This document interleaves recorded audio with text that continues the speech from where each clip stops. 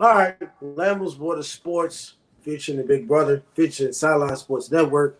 We're going to be talking about the last game of college football, Wyoming versus Texas. Wyoming is undefeated. They upset Texas Tech in week one. They were down 17-0. They came back with a miracle in third overtime. Texas is coming off being undefeated. They struggled against Rice, but they beat Alabama. Steve Sarkisian's former, assistant Nick Saban. He was the quarterback's coach, offensive coordinator. The only question is, will Wyoming pull off the upset in some shape, way, and form? Or is Texas going to continue the throne? Um, I'm going to be safe with Texas right now for my pick, but I won't be surprised if Wyoming makes it somewhat competitive. Texas wins 35-24. Yeah. I I'm going the safe route as well for sure. This I don't think it's going to be close at all. Wyoming obviously beat Texas Tech. That's great for them. But they only beat Portland State 31-17, which obviously is like a convincing win. But when you look at the level of competition, if you want to be able to compete with a team like Texas, who obviously just handled Alabama, with a quarterback who, as much as he struggled, the Alabama quarterback, as much as he struggled against Texas, that's still a Power 5 SEC starting quarterback. And Wyoming just doesn't have that. Wyoming doesn't have the talent anywhere on the field that Texas does. I don't see it being close at all. It's definitely, obviously, it's a safe route to go, not picking an upset or whatever. But if Texas is going to get upset this year, I don't think it's going to be against Wyoming at all. And I tried to look for some to maybe give some, direction towards an upset, but there's no statistics at all that bring me to any sort of conclusion that this is going to be relatively close whatsoever. I've got Texas winning this one 35-10. Ooh. Well, Quinn Ewers, Xavier Worthy. There's a lot of talent on that side. Steve Sarkisian is trying to set the tone. When Texas goes into the SEC next year, 2024, is everybody ready? Is Texas back? I don't think Texas is back. It's only been 2 games. We see them start off hot. We see them struggle. And if they struggle, is there a question that you put Arch Manning in there, or do you sit them and then wait till next year? So there will be questions for Texas. There may not be questions now, but there'll be questions later. But I won't be upset if Wyoming beats them. Breaking news, Aaron Rodgers tore his Achilles. By the way, I was right last night about an Achilles injury because I know from a football player standpoint, from a coaching standpoint, if any player or somebody has an Achilles injury, that means they tore the bone off that joint. And it's not a very good injury. It was exciting to see Aaron Rodgers. It was going to be exciting this year to see him play, all the hype and all that stuff, and then he gets hurt. That Jets offensive line is just bad. He was running for his life. The 4th play of the game, that Buffalo Bills defensive line, he was running for his life. He was turning, he was twisting, he was doing all those things. Out for the year. Zach Wilson last night did just enough to win the game offensively. They ran the ball. Breece Hall had 10 carries for 127 yards. He had some big runs. They won the game on special teams. The guy, I think his name Gipton or something. If you watch Hard Knocks, he made the team. And then hits the game-winning punt return for a touchdown. It's not a coincidence, by the way. But looking through social media, the Jets quarterbacks right now are Zach Wilson and Tim Boyle. Tim Boyle is not on the active roster yet. He wasn't even on the active roster last night. So that's the Jets' fault because you need to have at least 3 quarterbacks on the active roster. Aaron Rodgers went down on the 4th play of the game. Zach Wilson did somewhat struggle. He did throw a pick. But Tim Boyle is your backup. Actually, no. Randall Cobb was your backup because he wasn't on the active roster. So you have to put a wide receiver to play quarterback because Zach Wilson did get hit pretty hard in the 3rd quarter. Could have been head-to-head contact. He got right back. The quarterback situation, I'm going to be realistic here. The quarterbacks you should sign. Colt McCoy could be one of them. I'm not sold on the whole Kaepernick thing, but it's never say never for the Jets. I mean, they signed Aaron Rodgers. We didn't expect the Jets to get Aaron Rodgers last year. By the way, Colt McCoy got released. Do you have any other veteran quarterbacks that would get signed besides Colt McCoy? That are like realistic. We're not going to talk. Maybe Matt Ryan. I don't know if you're going to pull Matt Ryan out the CVS booth and play Joe Flacco. I mean, is there any other suggestions in your head? Yeah, I mean, I could see Joe for sure. I could see Matt. Like they've both made it very public that they're still, like in the league. They want to be in consideration for teams. But I don't think. I mean, Colt McCoy seems to me if you want a suitable backup that can take over for Zach if he starts to struggle like he has struggled in the past. I think it's got to be Colt. No, excuse me. No disrespect to Colin Kaepernick at all. I don't think that's realistic whatsoever. He's damn near 40. He's been out of the league for 7 years. What he did in 2015 was great. And it was very unfortunate that he got blackballed out of the league. I'm not speaking on anything towards that. I think that was awful. But in terms of this, I think that window has definitely passed. Like you said, someone at ESPN brought up Cam Newton. No way. He's no shot. I think he's done. So just guys that have been public in that they still want to be in consideration just to be a backup, just to, fulfill some of that mentor role. Unfortunately, like Aaron's not going to be in the facility going through rehab like that. You don't do that in-house. You have to go somewhere to get like actual legit medical professionals to deal with that, and go through the rehab and everything.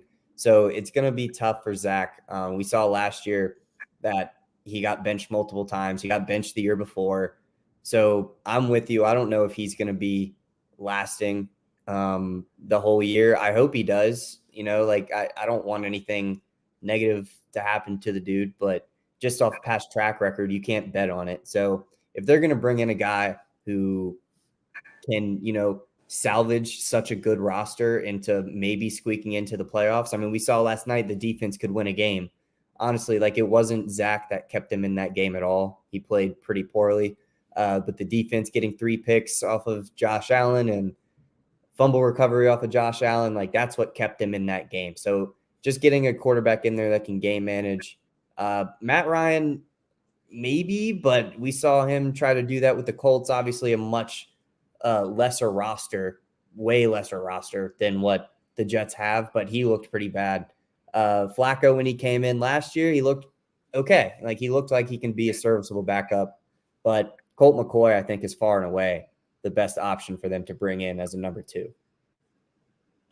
Other options, you could get Bryce Perkins, who was a former backup for the Rams last year. He can't throw the ball. He can't throw the ball. You could steal somebody from another team. Trevor Siemian, you could steal him from the Bengals. I mean, it's a possibility. Never say never. They could trade for Cooper Rush. They could trade for Cooper Rush. Now, I don't want it to happen because I think he's definitely our best case right now as backup. But we did trade I'm referring to the Dallas Cowboys. We did trade for Trey Lance. So that's not something that we're, just going to have him as our QB3 collecting dust, I don't think, for the whole year. You've got to, if you want to see him progress, he's got to get some reps with at least the 2s, So trading for Cooper Rush wouldn't be the worst thing in the world for them. He's obviously a very, very good backup quarterback. 4-1 last year as a backup. The only game he lost was to the Eagles. And if you go back and look at the score of that game, it was relatively close for the gap between Jalen Hurts and Cooper Rush, So he kept it respectable. I think he'd be a really good option for them as well. But I don't know if they're going to give away any capital in a trade versus just signing a veteran backup. Marcus Mariota could be up there as well. He's the backup for the Eagles. He did struggle in the preseason. Marcus Mariota is one of the options. So we'll see how that goes as far as the quarterback situations. There's plenty of other quarterbacks. You could still maybe the quarterback, maybe from Green Bay Packers. I'm just throwing names out there. Sean Clifford. I mean, whoever quarterbacks they cut. Oh, Matt Corral from the Patriots. I'm not even sure if he's on the roster. He's I've on the heard practice stuff squad about right now, I think. mental health. Yeah, I've heard stuff about mental health, and he was a no-show to practice and whatnot. His mental health was going down south after being cut for the Carolina Panthers, or it could be far worse than that. Not to break the man down, but Matt Corral could be a possible option. I just think my problem is the Jets and the Patriots don't like to trade with each other. They're rivals. They play each other within 2 weeks anyway, so you don't want to really give them a quarterback. But for the Jets, it's going to be tough. You got Zach Wilson. They got a really tough schedule. They play the Cowboys. They play the Patriots. They play the Kansas City Chiefs. They play the Eagles. It's not an easy schedule. And you cannot depend on your defense to win that game because all of those teams have better quarterbacks. The Patriots, Mac Jones is an okay quarterback. He's not a better quarterback than Jalen Hurts or Mahomes and all that stuff. But the Patriots have a better defense than the Jets. A way better defense than the Jets. And Zach Wilson gets traumatized. Better. Yes, they do. Yes, way better. It's always been better. Yes, way better. You heard what I said. I think it's very close. Better. I think it is a very hell no. It's not way the hell close. No, it's not close. The Patriots defense has always been better than the Jets defense. It's not even damn close. The Jets have more talent. You could say that. It's debatable talent-wise. But they don't have a Matt Judon. They don't have a Josh Uche. I mean, they're not big. We don't have big-name guys. But, I mean, we're getting the job done. That's all that matters. But to get to my point that I forgot that I had to say, Zach Wilson does get traumatized by the Patriots, by the way. Very traumatized. Just like Sam Darnold got traumatized by that Patriots defense. So I can't wait for him to traumatize again. Ladies and gentlemen, like I said, when Aaron Rodgers was healthy, I said the Jets were going 10-7. I didn't have them making the playoffs anyway. So Aaron Rodgers is out. I wish him best of recovery. By the way, I'm not sure if he's going to come back next year because we don't know. Rehab for Achilles takes a long time. It's not an ACL injury where you can come back within a year. An Achilles injury is ruptured. It will take a while. We'll see if he has the energy to come back. But I don't think Aaron Rodgers is going to walk off like that and say, oh, I'm done. You can't sign the contract and say, oh, I'm done. Well, you can. We won't be mad. But I think I'd be disappointed if he decided to retire after Achilles, after he's healed up. But I know he's going to go through a hard process. But he enjoyed being a New York Jet. He was excited. He was fired up. It would have been a new story in the NFL. But I'm trying to tell you something. The Jets weren't going to make the playoffs anyway with Aaron Rodgers. And I'm not trying to be harsh. I'm not an Aaron Rodgers hater. I like Aaron Rodgers. But they weren't making the playoffs anyway with them. I strongly disagree with that. I strongly disagree with that. They were going 10-7. They won't make it the playoffs. He's one of the best quarterbacks of all time with a very, very complete roster, I think, and one of the best defenses in the league. I respect your opinion, but I'm going to just we can agree to disagree on that. But it doesn't matter anymore. It doesn't matter anymore because he's not there. We wouldn't have known because the offensive line. Well, my point is, here's part of my point that I'm correct. The offensive line was so bad, he got him hurt. I'm going to blame the offensive line for that. He got him hurt. He was scrambling 4 plays into the game. Yeah. Scrambling for his life. I'm not going to blame Aaron Rodgers for the way he fell and turned. We don't control the way we fall and turn and all that stuff. That's not stuff we control. But I have to blame some of that part of that offensive line, especially that right tackle, because, I mean, he was running for his life. But I hope Aaron Rodgers recovers well. This is it for LAMBO'S World of Sports.